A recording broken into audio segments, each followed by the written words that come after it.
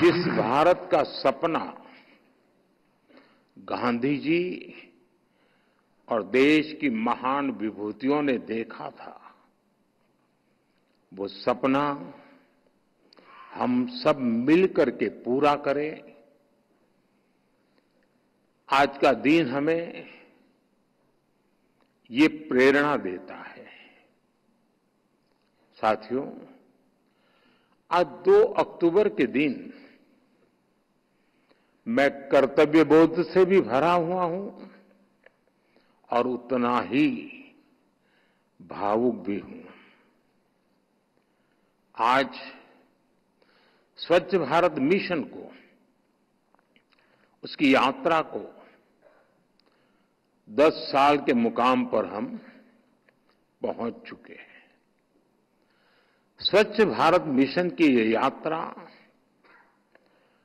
करोड़ों भारतवासियों की अटूट प्रतिबद्धता का प्रतीक है। बीते 10 साल में कोटि-कोटि भारतीयों ने इस मिशन को अपनाया है, अपना मिशन बनाया है, इसे अपने जीवन का हिस्सा बनाया है। मेरे आज की 10 साल की इस यात्रा के पड़ाव पर मैं हर देशवासी, हमारे सफाई मित्र, हमारे धर्मगुरु, हमारे खिलाड़ी, हमारे सेलिब्रिटीज, एनजीओज, मीडिया के साथी, सभी की सराहना करता हूं, भूरी भूरी प्रशंसा करता हूं।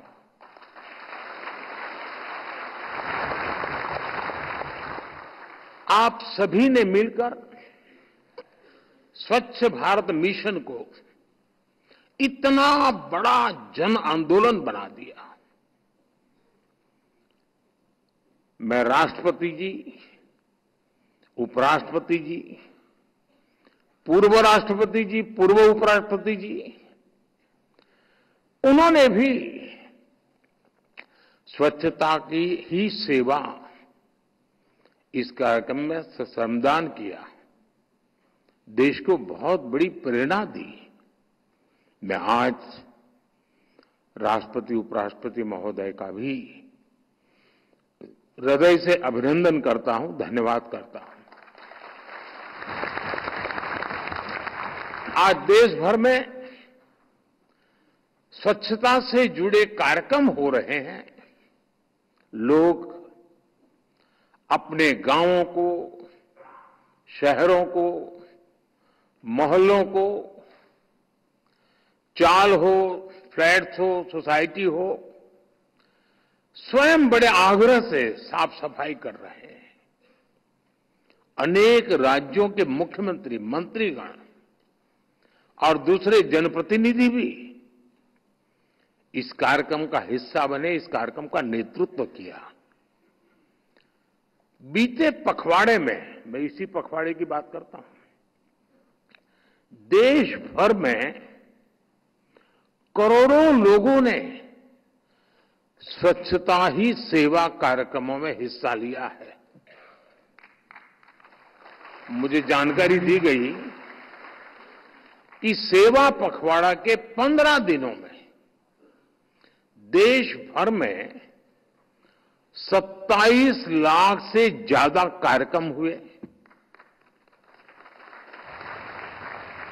जिनमें 28 करोड़ से ज्यादा लोगों ने हिस्सा लिया। निरंतर प्रयास करके ही हम अपने भारत को स्वच्छ बना सकते हैं। मैं सभी का, प्रत्येक भारतीय का हार्दिक आभार व्यक्त करता हूं। साथियों, आज के इस महत्वपूर्ण पड़ाव पर आज स्वच्छता से जुड़े करीब 10,000 करोड़ रुपए के प्रोजेक्ट्स की भी शुरुआत हुई है। मिशन अमृत के तहत देश के अनेक शहरों में वाटर और सीवेज ट्रीटमेंट प्लांट बनाए जाएंगे।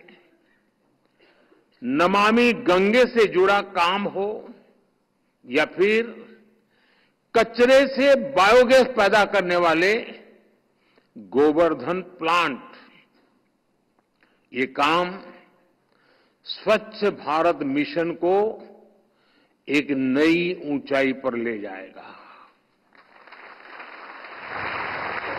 और स्वच्छ भारत मिशन जितना सफल होगा उतना ही हमारा देश ज्यादा चमकेगा। साथियों, आज से 1000 साल बाद भी जब 21वीं सदी की भारत का अध्ययन होगा तो उसमें स्वच्छ भारत अभियान को जरूर याद किया जाएगा।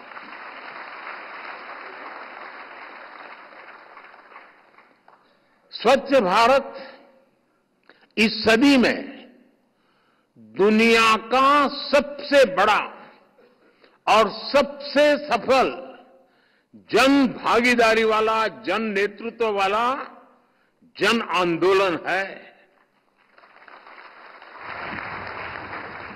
इस मिशन ने मुझे जनता जनार्दन की, ईश्वर रूपी जनता जनार्दन की साक्षात ऊर्जा के भी दर्शन कराए हैं। मेरे लिए स्वच्छताए जनशक्ति के साक्षात्कार का पर्व बन गया है। आज मुझे कितना कुछ याद आ रहा है। ये अभियान शुरू हुआ, कैसे लाखों लाख लोग एक साथ सफाई करने के लिए निकल पड़ते थे। शादी ब्याह से लेकर सार्वजनिक कार्यक्रमों तक हर जगह स्वच्छता का ही संदेश छा गया। कहीं कोई बूढ़ी मां अपनी बकरियां बेचकर शौचालय बनाने की मुहिम से जुड़ी, किसी ने अपना मंगलसूत्र बेच दिया, तो किसी ने शौचालय बनाने के लिए जमीन दान कर दी, कहीं किसी रिटायर्ड टीचर ने अपनी पेंशन दान दे दी, तो कहीं किसी फौजी ने रिटायरमेंट के बाद मिले पैसे स्वच्छता के लिए समर्पित कर दिए।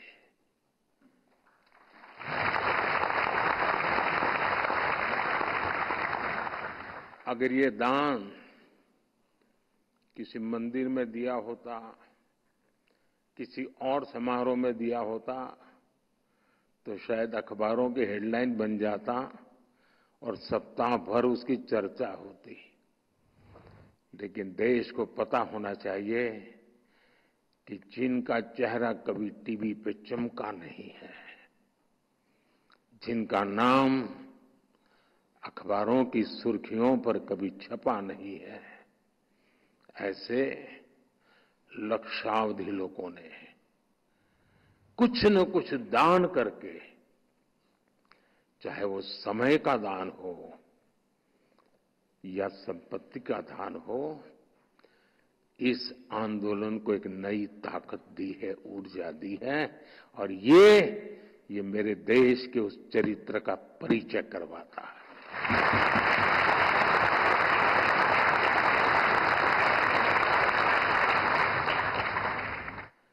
जब मैंने सिंगल यूज प्लास्टिक को छोड़ने की बात की तो करोड़ों लोगों ने जूट के बैग और कपड़े के थैले निकाल करके बाजार में खरीदी करने के लिए जाने की परंपरा शुरू की और मैं उन लोगों का भी आभारी हूं, वरना मैं प्लास्टिक, सिंगल यूज प्लास्टिक बंद करने की बात करता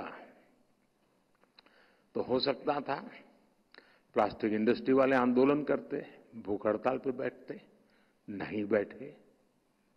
उन्होंने सहयोग किया, आर्थिक नुकसान भोगा। और मैं उन राजनीतिक दलों का भी आभार व्यक्त करता हूं जो भी शायद निकल पड़ते कि देखिए मोदी ने सिंगल यूज प्लास्टिक भर के हजारों लोगों का रोजगार खत्म कर दिया, पता नहीं क्या क्या कर देते।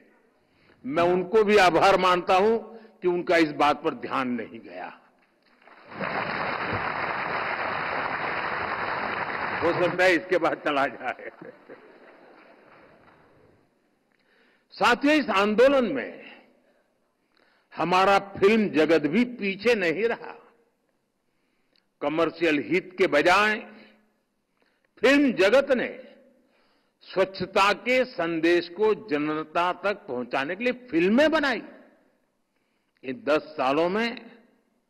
और मुझे तो लगता है कि ये विषय को एक बार करने का नहीं है, ये पीढ़ी दर पीढ़ी हर पल हर दिन करने का काम है। और ये जब मैं कहता हूं तो मैं उसको जीता हूं। अब जैसे मन की बात की याद कर ले अपन, आप में से बहुत लोग मन की बात से परिचित हैं, देशवासी परिचित हैं।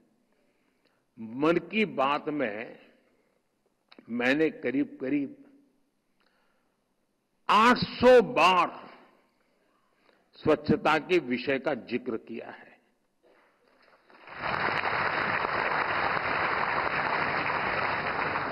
लोग लाखों की संख्या में चिट्ठियां भेजते हैं, लोग स्वच्छता के प्रयासों को सामने लाते रहे।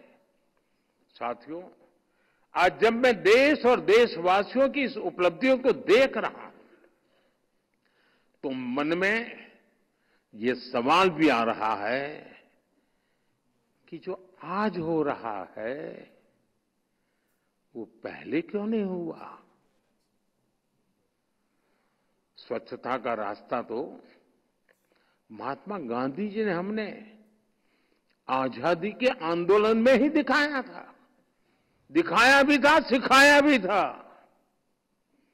फिर ऐसा क्या हुआ कि आजादी के बाद स्वच्छता पर बिल्कुल ध्यान ही नहीं दिया गया।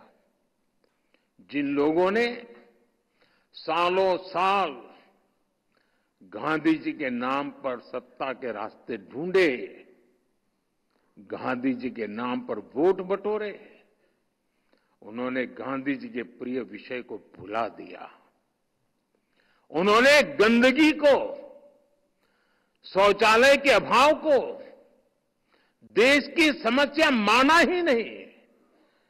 ऐसा लग रहा है जैसे उन्होंने गंदगी को ही जिंदगी मान लिया। नतीजा ये हुआ कि मजबूरी में लोग गंदगी में ही रहने लगे। गंदगी रूटीन लाइफ का हिस्सा बन गई। समाज जीवन में इसकी चर्चा तक होनी बंद हो गई। इसलिए जब मैंने लाल किले की प्राचीर से इस विषय को उठाया तो देश में जैसे तूफान खड़ा हो गया।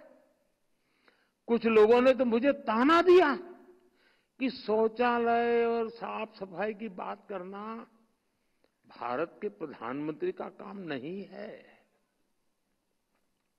ये लोग आज भी मेरा मजाक उड़ाते हैं। लेकिन साथियों, भारत के प्रधानमंत्री का पहला काम वही है जिससे मेरे देशवासियों का, सामान्य जन का जीवन आसान हो।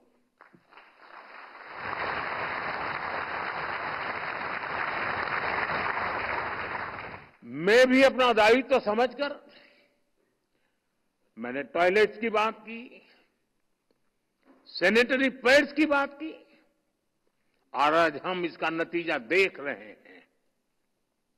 साथियों, 10 साल पहले तक भारत की 60% से ज्यादा आबादी खुले में शौच के लिए मजबूर थी। ये मानव गरिमा के विरुद्ध था। इतना ही नहीं, ये देश के गरीब का अपमान था। For more such videos, subscribe to the NewsX YouTube channel, hit the bell icon.